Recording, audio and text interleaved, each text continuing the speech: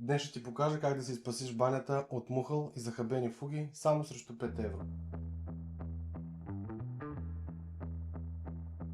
Първото важно нещо е да почистим старите фуги с помощта на макетен нож, като стремежа е да не натискаме, за да не надерем самите плочки. Една бърза прахосмокачка, за да сме сигурни, че няма парчета бокуци и прах.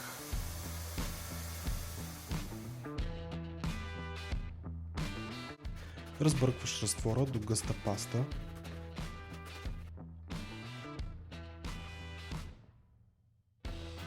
Използваш гумена маломашка за напречно нанасяне.